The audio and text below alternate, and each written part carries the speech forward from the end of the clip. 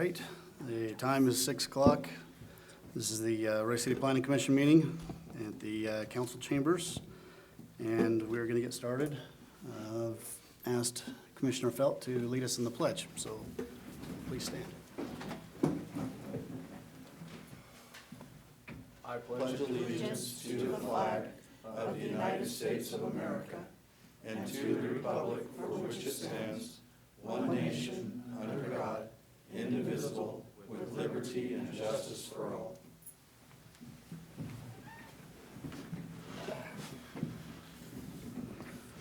Okay, we'll move to agenda item 1. Does any commissioner have a declaration of conflict for anything today?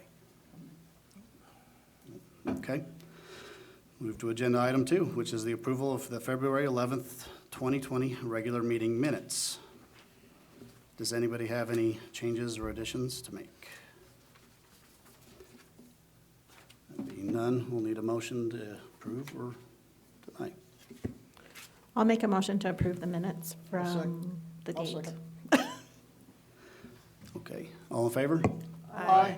Any opposed? Okay, the minutes are approved. We'll move to agenda item number 3, which is to consider a request for site plan and architectural approval for Arby's located approximately 4180 South Midland Drive. Is the proponent here? Why don't you go ahead and come up, give your name and address, and tell us what we have.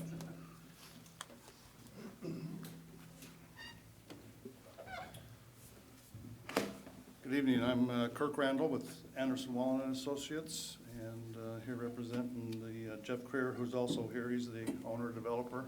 So if we have any serious questions that I can't answer, I'm hoping he can. We're proposing an Arby's on this site. We just received, we've submitted this, just received some 2 or 3 pages of comments today, and I think as I read through those, I think that everything that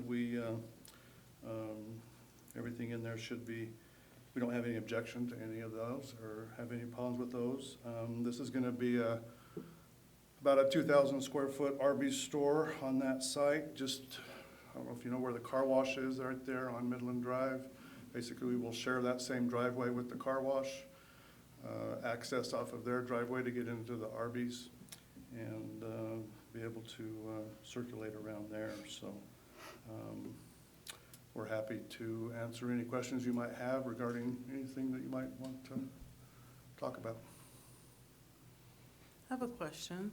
Do you have any requirements for seating and parking for disabled people with disabilities? I'm sure you'll have parking, but inside, you know, Oh, yeah. the chairs. You Yeah. do? Oh, Okay. yeah, absolutely. Yeah, everything will be absolutely ADA compliant, both inside and out. You know, I thought it that's- might be better wanted to know. That's a big thing nowadays.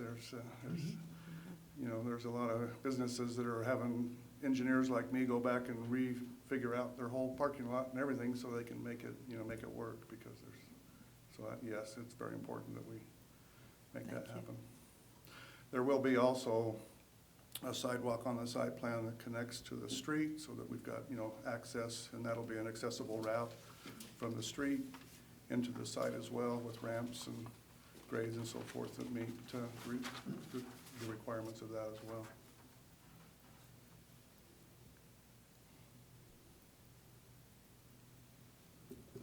Okay. Jason's going to have a question. He always has a Sorry, Jason. Just Jason and I go back a long ways, so. I've heard for a long time. I just have a question on the points of ingress and egress on and off the site, where you show a 25-foot dimension. Uh-huh. Is that from lip of gutter to lip of gutter? Is that from face to face? Because I'm just making sure we're compliant with fire code. Yeah, I think that's lip to lip. Okay. If it's not, we'll make sure it is, yes. But I'm pretty sure it is. Sorry, lip of gutter to lip of gutter. Yeah. So that gives you 28 feet face to face. I have a question. There is a structure on the property right now, Uh-huh, and that's going to be removed? yes. Okay. Yes. Yeah, the structure, there's a couple of sheds and barns there as well.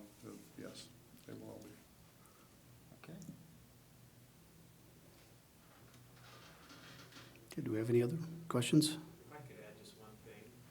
We actually don't- Yes, You'll have to come to Introduce yourself. the mic and state your name and, I'm Jeff Creer. I'm the owner and the developer on the project. We actually have donated the home to the fire department. So they've been able to perform training and hopefully they'll demolish as much as they can. So, thank you. thank you. okay. Okay, do we have any other questions from commission? What's the zone that's adjacent to the east?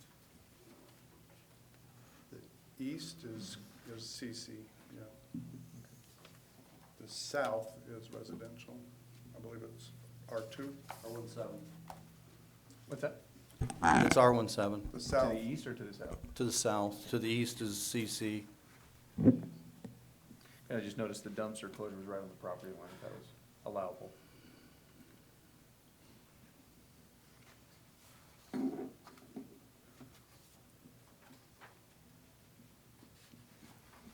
I do have a question on materials being used. Mhm. This- If you could give it, tell us what it is. sure. So it's mostly brick and stucco is basically the two major materials. Most of the white that you see there will be a white brick, and most of the brown is a stucco. And I think there's also a brick wainscot along the one side there. And then the red band is actually a metal prefabricated band that goes around. There's a cornice up on the top that'll be out of stucco, and then the band creates more shadow relief, and then I just said it, how come it left me, the bottom band. Wainscot? Wainscot. Okay. Also, so, yeah, so mostly, right? I'm right, yeah, That's right, yes. brick and stucco.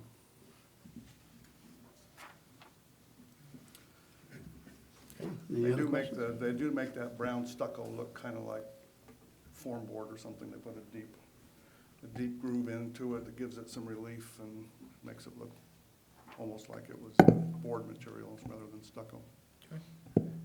Typically, we have samples brought in, or quite frequently. They'll still need to bring that in. Okay. Well, we were But- hoping maybe we could get by without that because brick and stucco, our architect's in Ohio, so we were. But it's very similar to the existing one on 19, material-wise, so. Okay, so it meets all codes and Yeah. whatnot, so there's no issues there, okay. And we don't have color requirements. It's just, the materials is stone, brick, stucco, so. All right, do we have any other questions for commissioners? On the lighting, there's an issue on the lighting. Is that going to be addressed, that the floodlights are going into the neighborhood? Yes, absolutely. Yeah, we'll make sure those are, I think 20 feet was the maximum height, and we want 0 at the property line. The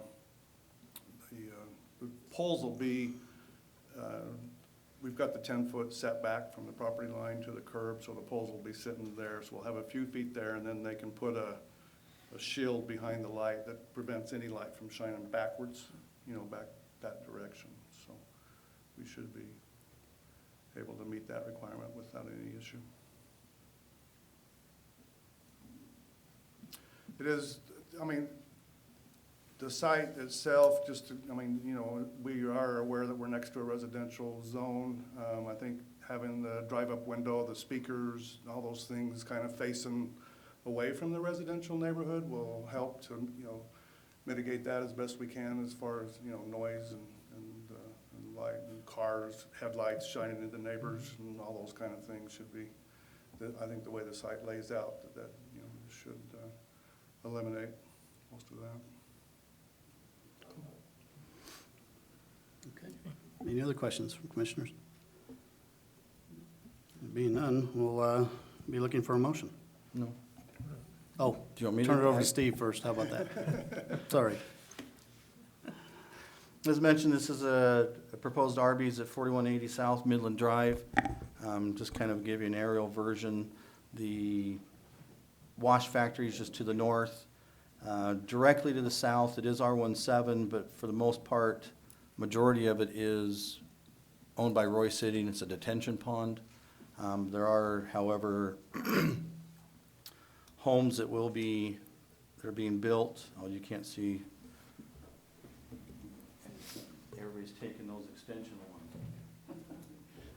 There was a neighborhood that was just approved not too long ago to connect this street, this road, so there'll be homes here. Again, this is the detention pond. From a zoning standpoint, just so you have an idea, again, it's red and pink. I probably should have picked a blue, but you can kind of get an idea of where that property is in relationship to everything that's there. So again, directly to the north and east is community commercial, very similar to the zone this is on, and to the south it is R17.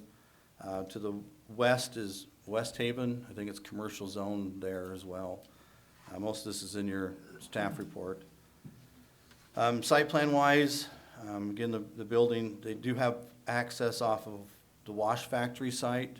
Reason is UDOT is not going to allow them to have access off of Midland Drive. They do have a crossover agreement that's already been recorded with wash factory to gain access, and so ingress and egress through that property. Site plan itself, you've got planning comments, DRC, engineering, building, fire, and Public Works has submitted their comments and didn't get them till yesterday, so the applicant got them today, on all the requirements that they have for access and what have you. So you'll notice in the staff report, it just said conditioned all DRC comments have been satisfied. Architectural wise, again, the colors meet the ordinance. Materials, stucco, brick, meet the ordinance as well. I can have them bring in a sample if needed, but it looks just like the one on 1900 West with materials and colors. The only issue that has come up that isn't necessarily one that DRC can satisfy is hours of operation. The only reason why that's come up on this particular one and not others is if you abut or within, I think, 300 feet of a residential zone, then hours of operation become a concern. If you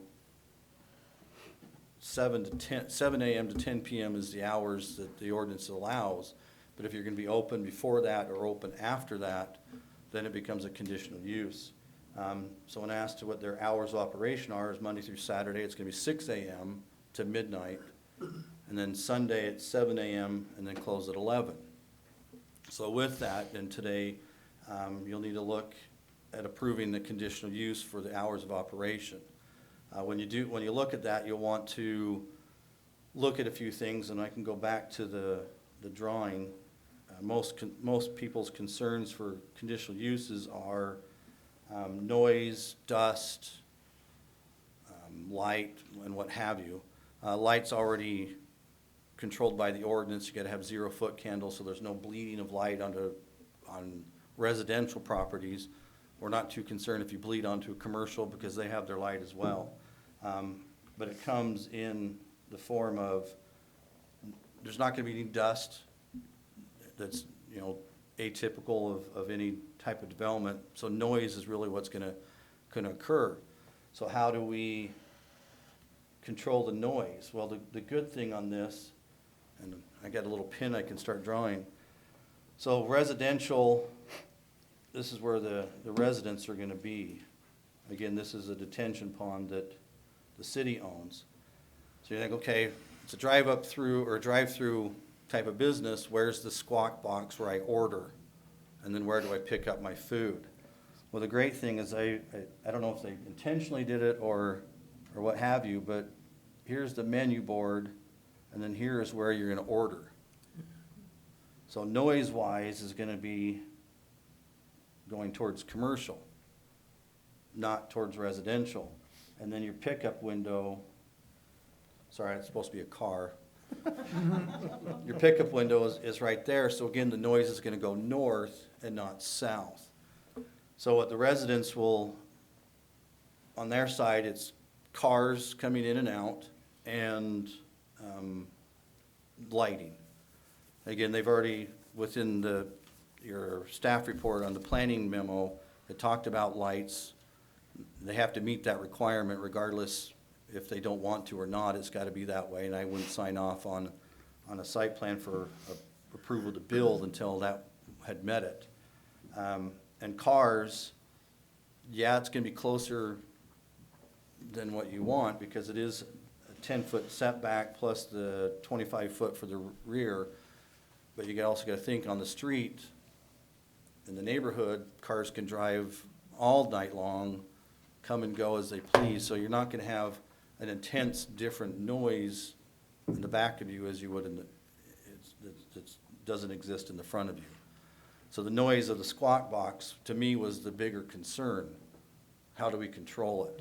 And then knowing that it's heading northeast and not south helps. Landscaping wise, and I didn't put a landscaping plan, they do have some trees to be put here. They do have the enclosure, the dumpster enclosure, again, that will help with that. So I don't think the noise from the squawk box is gonna be an issue that we need to be concerned with. So, to me, condition-wise, they've already kind of eliminated many of the conditions that would be concerning. What's the current distance right now from the residential properties that are existing?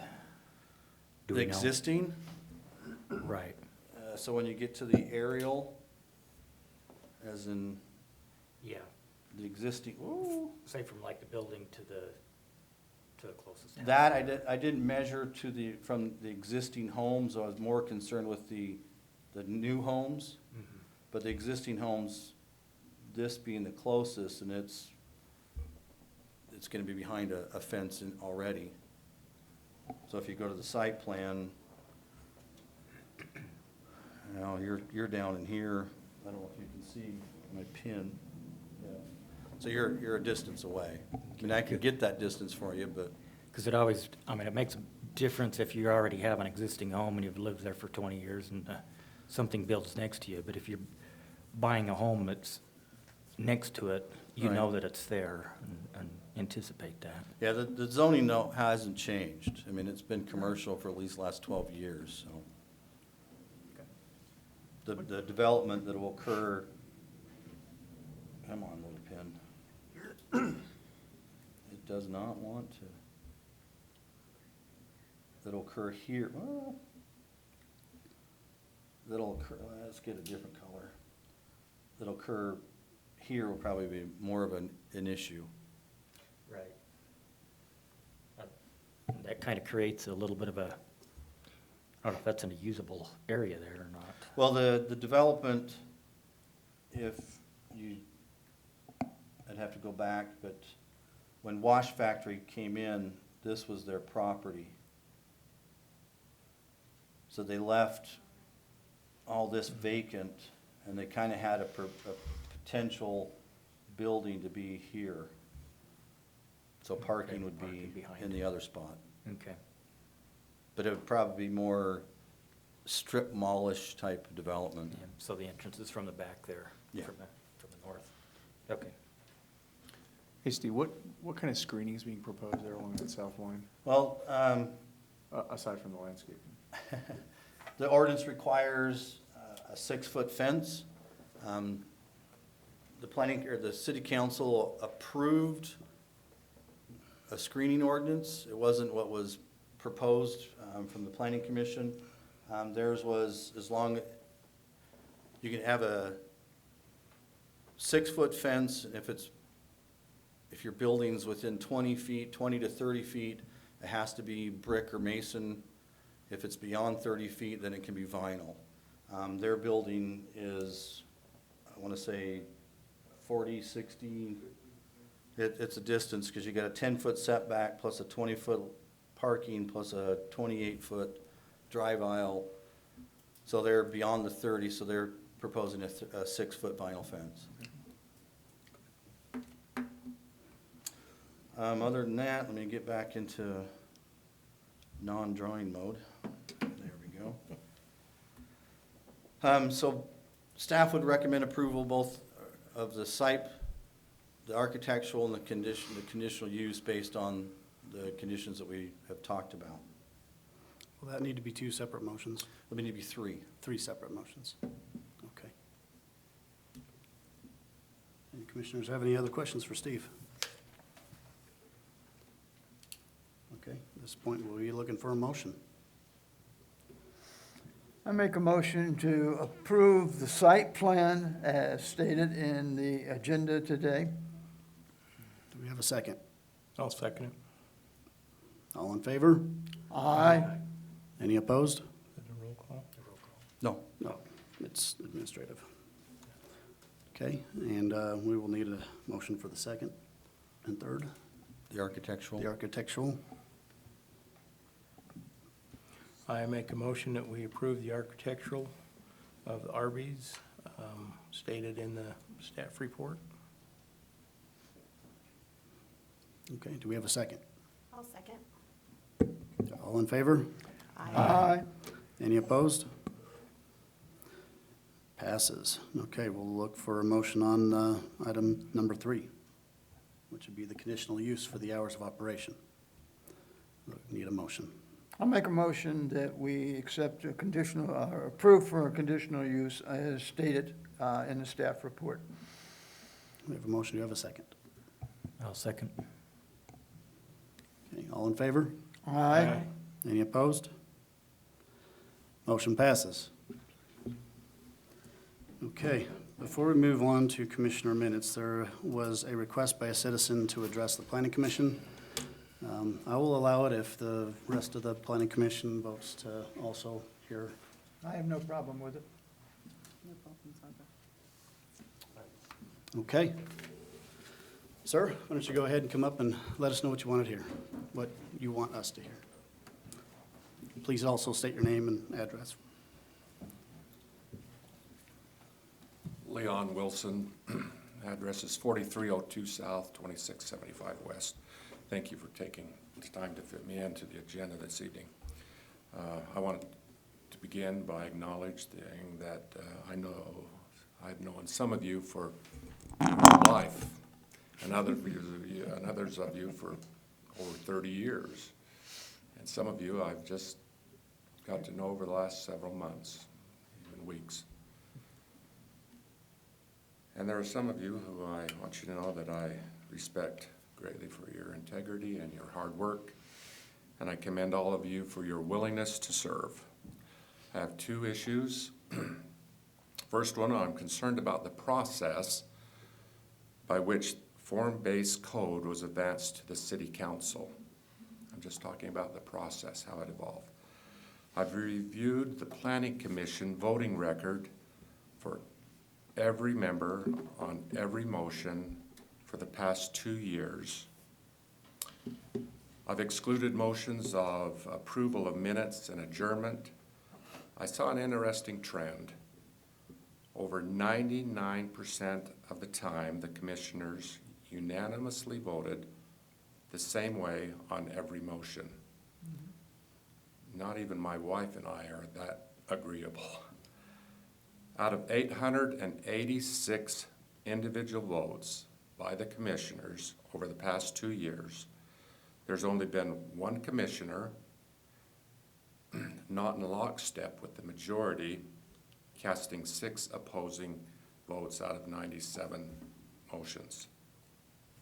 I also observed that on the rare occasion when there was a strong contrary point of view was taken, not even, and even with no compromise, the vote was still unanimous.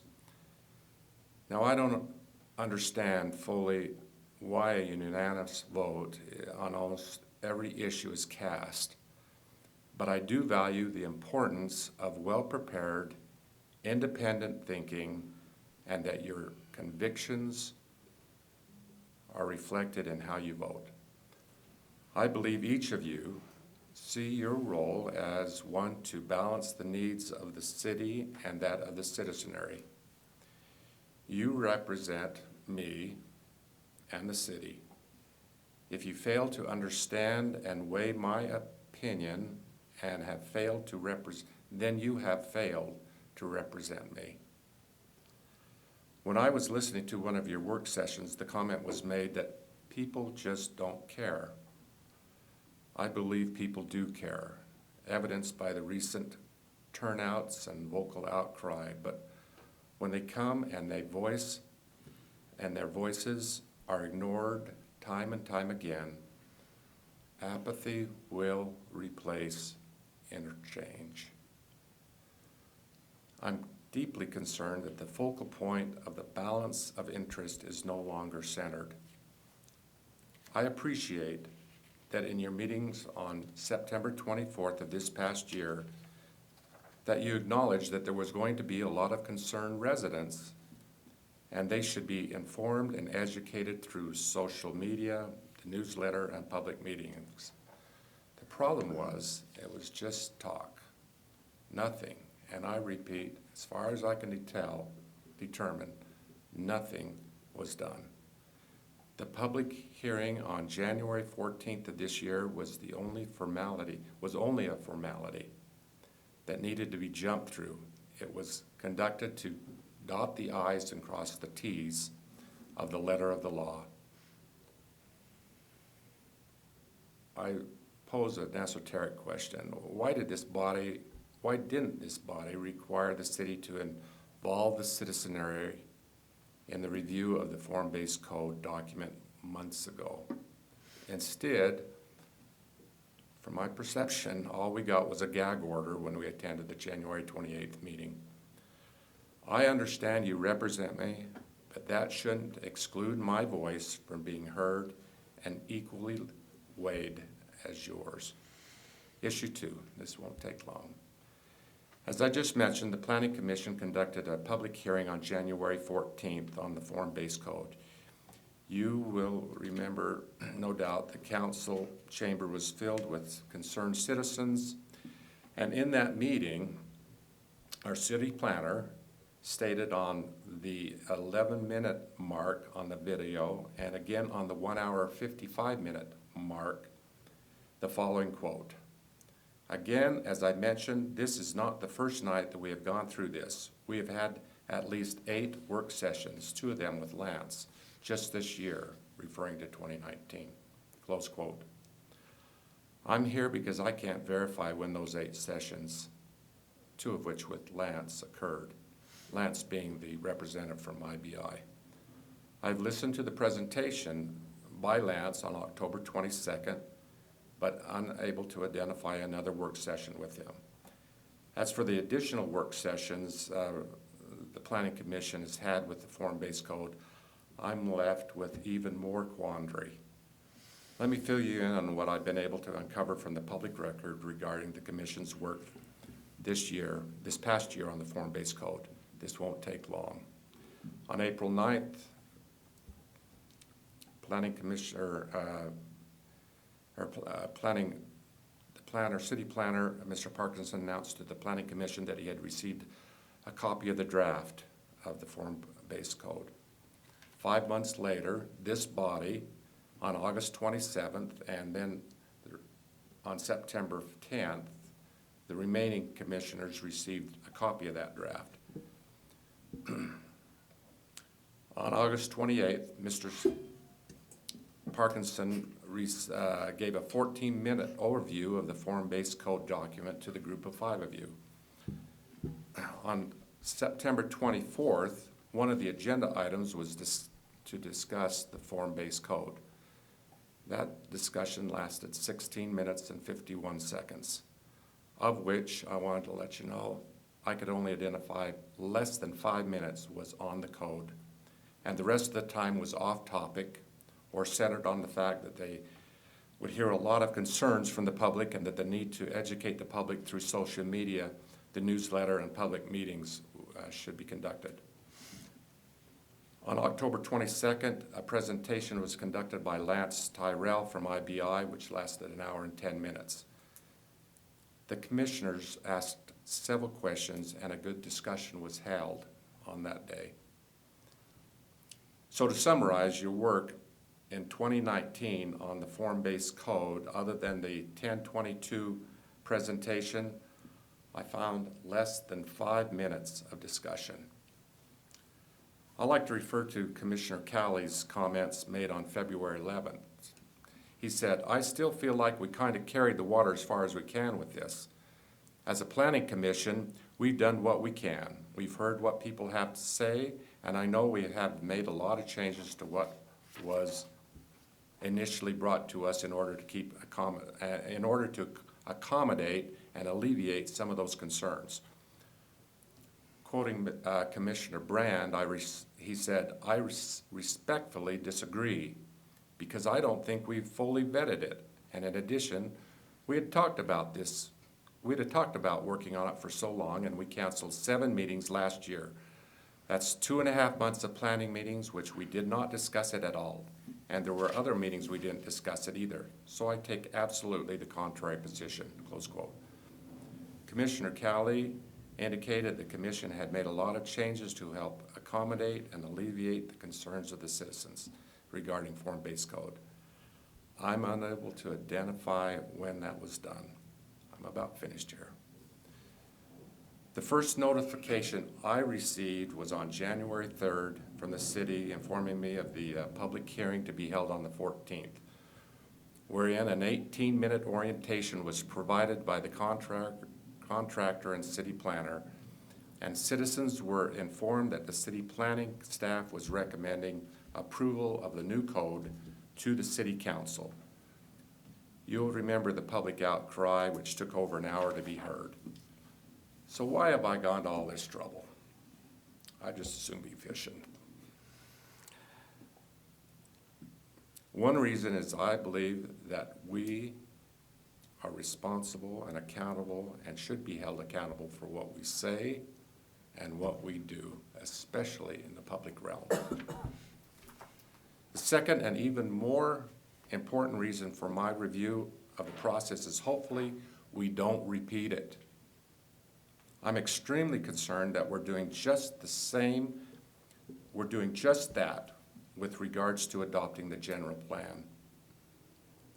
The general plan draft document is dated October 30th, 2019.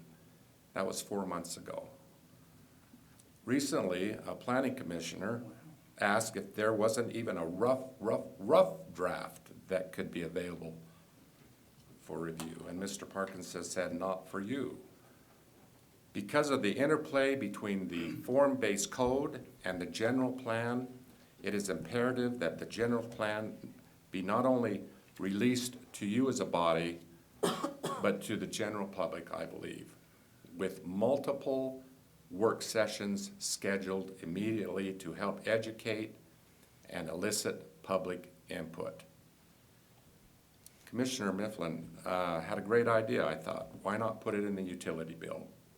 Sound like an idea, but even if that isn't possible, and we need to get the word out quicker, why not a flyer? The whole of Roy could be canvassed by 3 or 4 people in a couple of days, easily. I just want to end with this last comment. We create our own crisis if we follow the same path. Thank you for your time. Thank you for your comments. Commissioners have anything?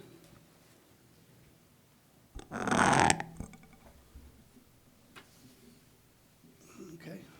We'll move to agenda item number 4, which is Commissioners' Minutes. Any commissioners have comments? Anything that we've got going on? Of course I do, Mr. Chairman. Go for it. Thank you for your comments. I think we all on this board recognize that we may have been able to do better with the form-based code, and we do recognize the importance of the changing of the general plan.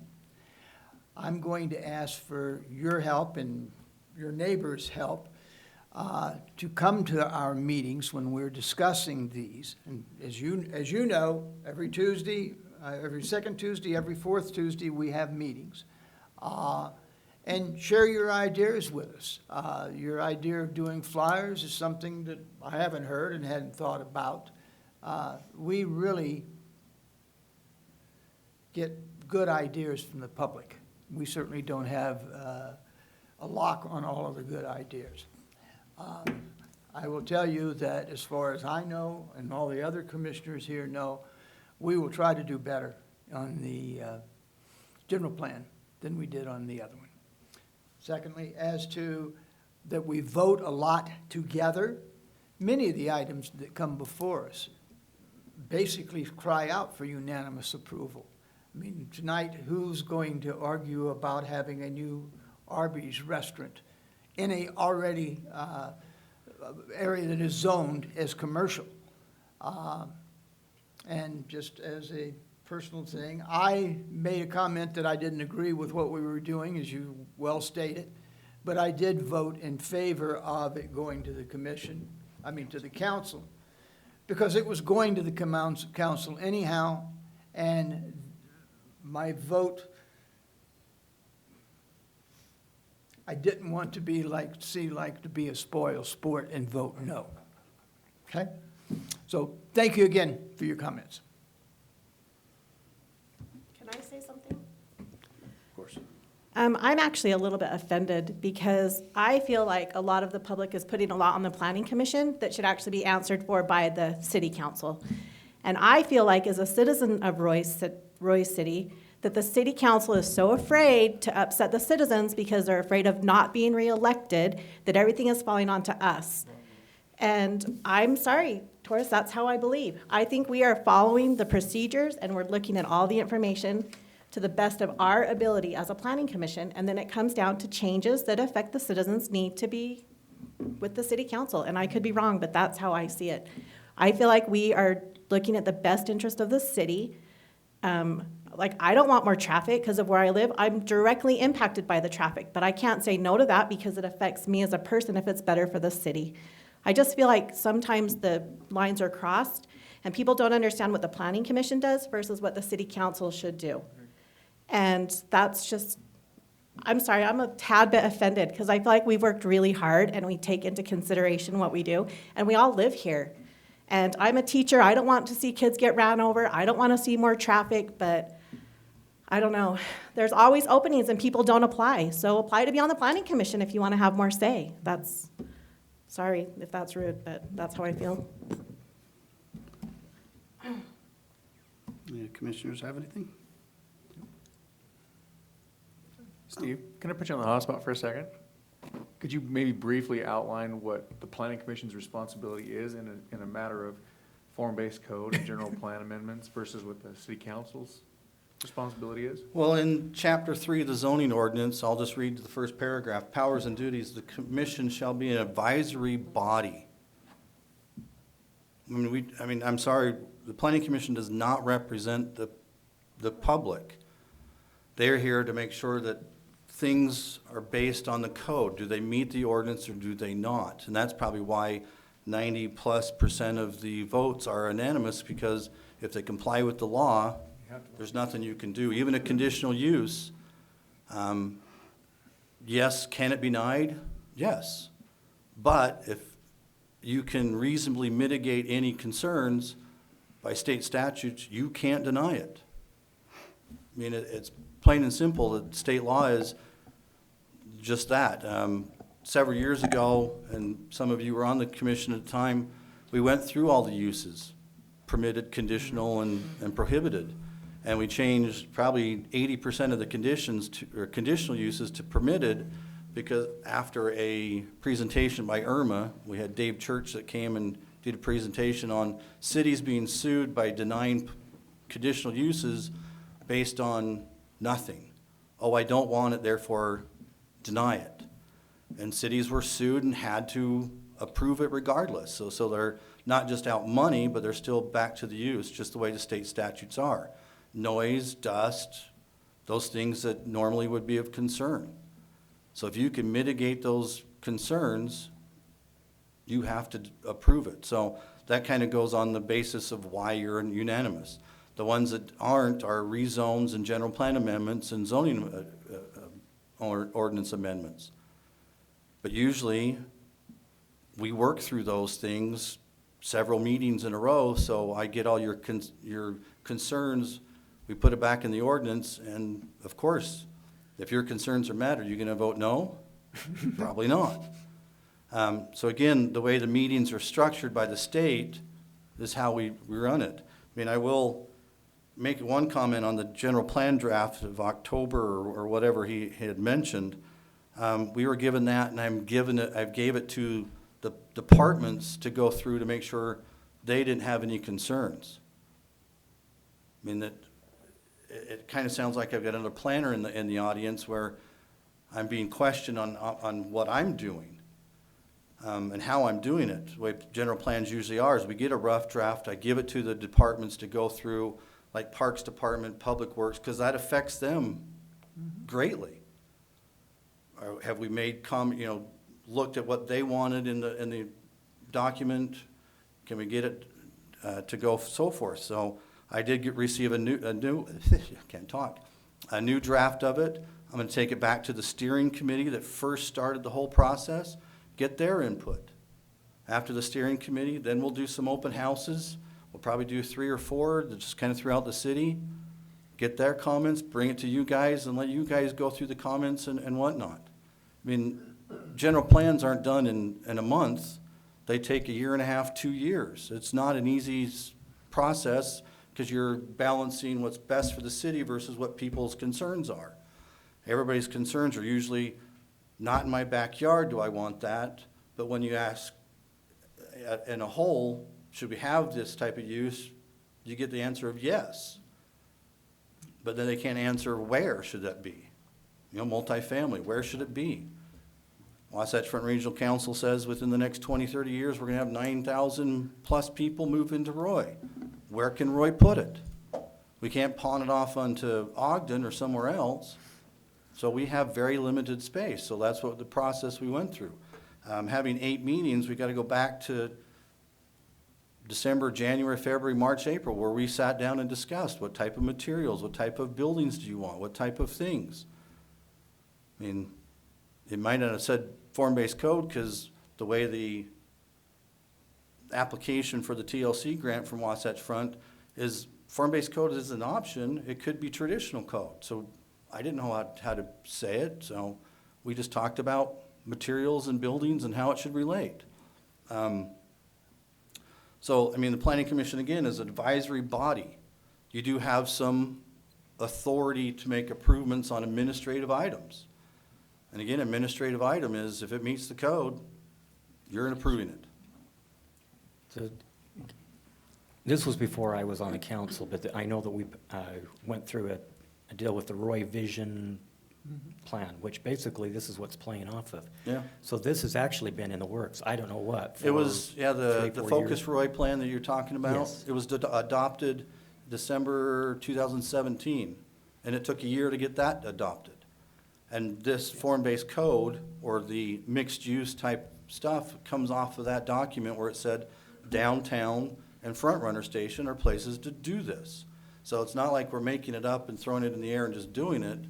I'm going off of a document that exists today that's leading and guiding us. It's, So I'm speaking personally for me, but probably maybe for other council members here. We have researched this and done what we know how to do, and it's gone through quite a lengthy process to get here. We're to a point where we feel like something needs to be done. We don't have all the exact details, but we're advising. We advised that it get moved on, that it get split up, and then it goes to the council. The council now can do whatever they want. They can totally nix it all if they want. So the battle's not over for whatever battle you're trying to fight for. And so when we're talking about a process, this process started 3 years ago. And it continues on. It'll probably continue on for another 6 months, a year, I don't know. Maybe next month, I don't know. I highly doubt. I expect it to go another 6 months to a year. Now, as far as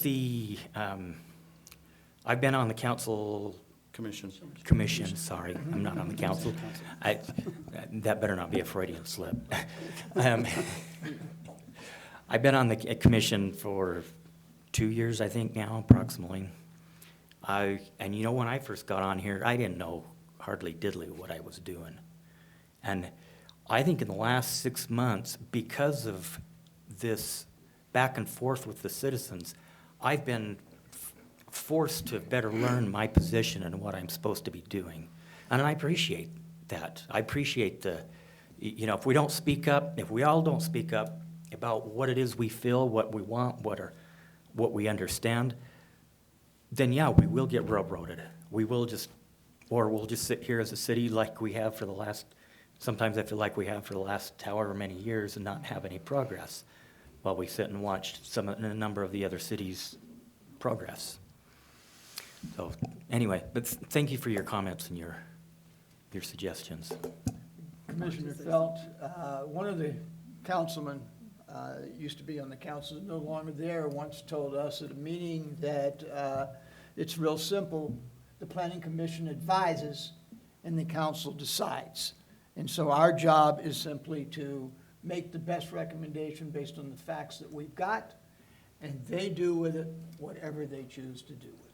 That's how I understood it as well. Well, that's So how to- it is. To clarify, if we present a plan to the city council, they're obligated to approve 0% if they want. Not a chance.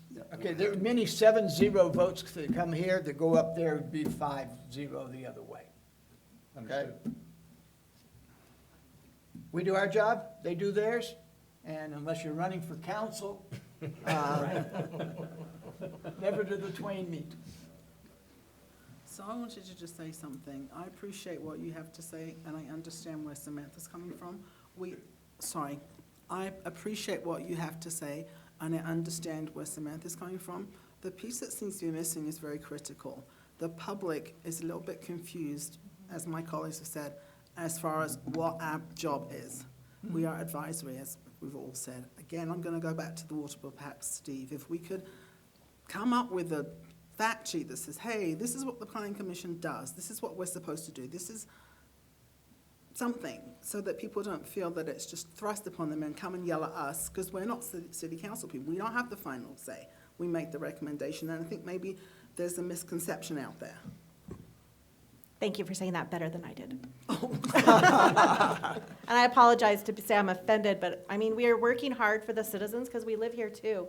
But we have so little control, for lack of a better word. And I think that it comes down to the city council. If people are angry with the way things are, it has to go to the city council and the mayor. Am I incorrect, Steve? Like, they're the ones that decide. So you guys were much better at this than me, so I'll just be quiet now. And it comes down to, even in our rules and regulations, where it says ex parte communications. Before the item is heard in this meeting, you can't talk, Exactly. We're going to change each other. you know? Until it's publicly done, then you can ask your questions and do your things. So, I mean, which is opposite of the council. Someone can say, hey, I heard there's gonna be this, that, and the other, and they can talk about it even before it's publicly on a meeting, where you can't. So again, you're a different body and have different rules that apply to you. Now, after today, you guys go talk about Arby's all you want. Yes. I just want to go get a turnover. That's what I have to say. No, I mean, our rule is, and it makes sense. If we have an applicant, a matter that is coming before us, we should not have ex parte communication with the people. It was like judges don't talk to criminals or parties outside of the courtroom. And so that's our rule for doing that. But for these kinds of meetings, or the general public, or as Steve just said, we've already made this decision. We don't have it before us anymore. We can talk about Arby's. Other than that, I don't really have an update unless you guys have some questions on projects in the past. Not tonight. In the future, maybe? Village Inn, I didn't even know it closed down. Do we have any Apparently it thoughts of did. what might be there? In January, February? Yeah, I Which just is came the off funny the part freeway is the in other day, December, they so- renewed their business license, so. Like a thief in the night, they left. The sad part is corporate didn't tell anybody and just put signs on the door saying we're closed. I heard about it on KSL. So, yeah, it's just vacant. I've had a lot of calls, what can be put on there, Yeah.